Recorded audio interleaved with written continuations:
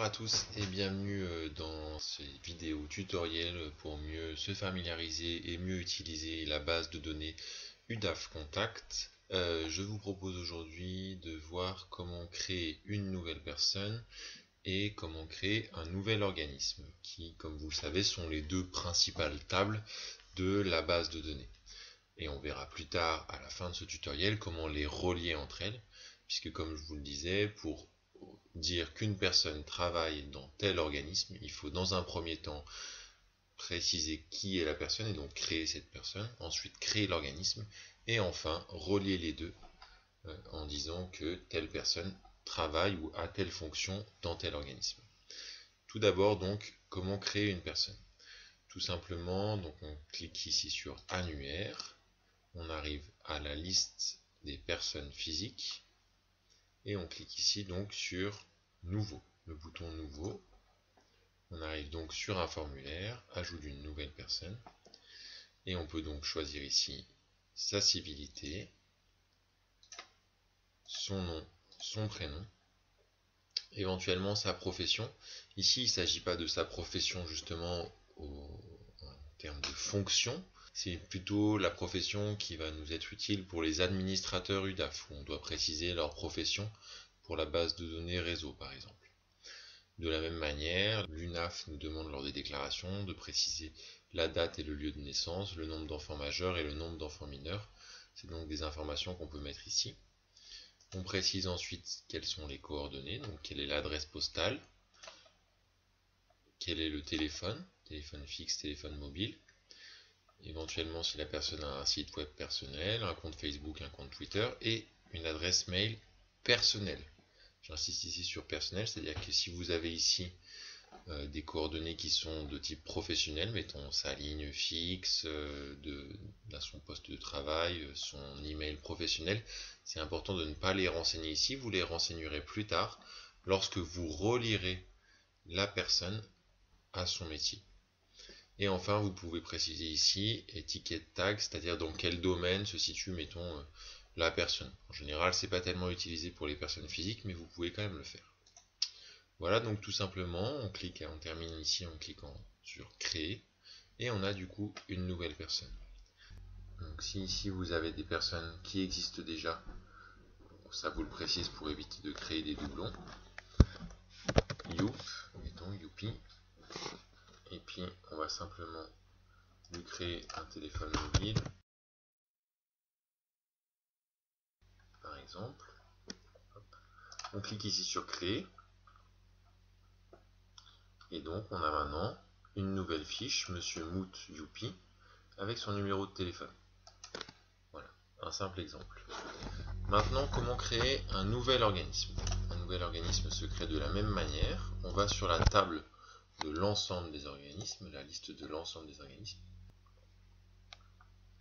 Et on vient du coup cliquer ici sur nouveau, qui va donc nous ouvrir le formulaire pour créer un nouvel organisme. On arrive donc sur cette table. On a ici le type d'organisme, donc on peut renseigner, mettons, est-ce qu'il s'agit d'une association familiale. Donc on va commencer à taper association familiale. Et ensuite vous avez différentes, si elle est membre actif, on va mettre membre actif. Intitulé de l'organisme, donc association familiale par exemple. L'abréviation AF par exemple, vous allez ici mettre le sigle, etc. Vous pouvez mettre un logo si vous voulez à cet endroit-là. La description, c'est-à-dire à quoi sert cette association familiale, son adresse postale, là encore, donc ses coordonnées, sa commune, son téléphone fixe, son téléphone mobile, son fax, son site web, son adresse mail, son compte Facebook, son compte Twitter. Exactement comme pour les personnes. Vous pouvez ici renseigner le nombre d'adhérents, qui là encore pourra vous servir notamment pour réseau, et puis l'étiquette, le tag, pour savoir éventuellement à quel domaine pourrait appartenir tel organisme. Et vous pouvez ensuite, le reste des options sont facultatives. Voilà. Et enfin, quelque chose d'intéressant, vous pouvez ici ajouter un nouveau document. Mettons par exemple, vous pouvez rajouter les dossiers d'agrément ou bien les comptes rendus d'assemblée générale de chaque année fournis par les organismes, etc. Vous avez du coup une sorte de suivi de gestion électronique des documents de l'ensemble de vos organismes. Vous terminez en cliquant sur créer Et de la même manière, vous êtes alors renvoyé vers la fiche de l'association familiale. Voilà, pour l'instant on n'a donc rien, pas de documents, pas de salariés qui travaillent, pas de bénévoles ou d'administrateurs ou de représentants qui sont dans cet organisme, et pas d'organisme lié. Et donc nous passons à cette dernière étape qui est de relier donc la personne que nous avions créée, Monsieur Moutchoupi, à l'organisme que nous venons de créer, Association Familiale AF. On va donc le relier à travers une représentation bénévole. Pour ça, je clique sur le volet représentation bénévole, ajouter un représentant bénévole, et je vais ici chercher Monsieur Moutchoupi.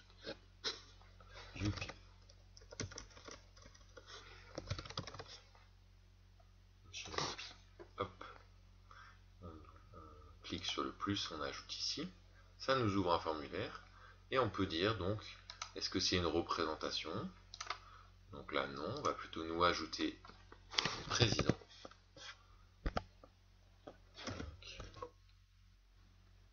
Membre du CA, membre du bureau président. Il est donc président, on remet ici son titre officiel de mandat. On ne connaît pas sa durée de mandat, donc on va mettre durée de mandat inconnue, et il a été élu. Voilà, le reste des éléments sont donc facultatifs. Si ici on a des coordonnées spécifiques, par exemple, cette personne a une adresse en tant que président @association familiale, alors on va l'indiquer ici. Président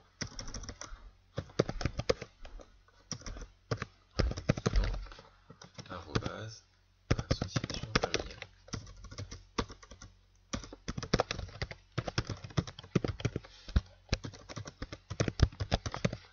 Hop, on rajoute ici notre information.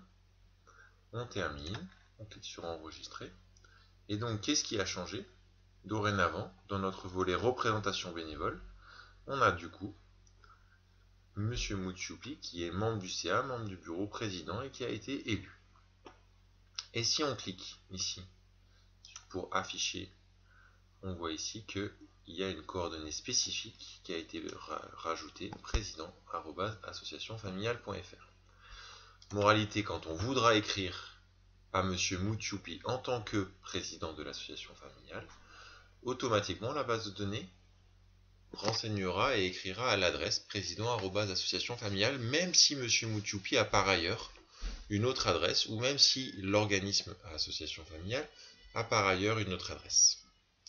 Voilà du coup sur comment relier les personnes, une personne à un organisme en tant que représentant bénévole.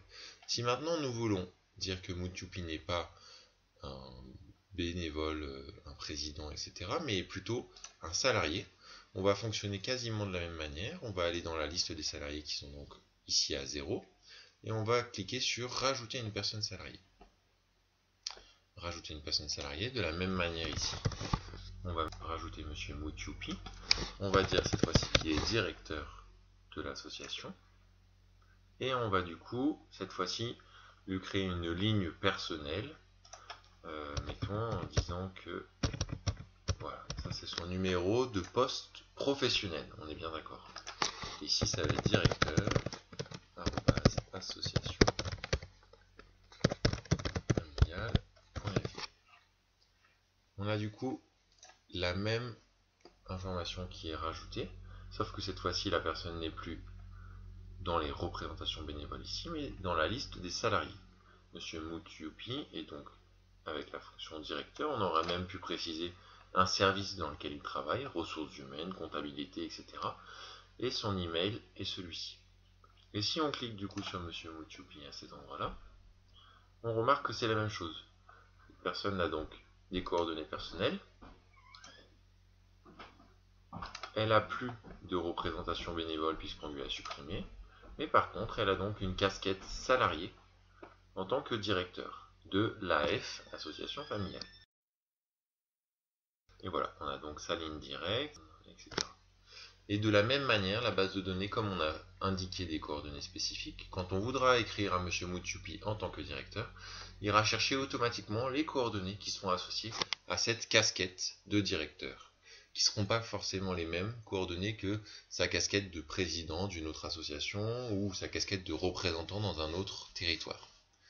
Voilà du coup pour comment relier une personne et un organisme à la fois via une casquette salariée, à la fois via une casquette bénévole.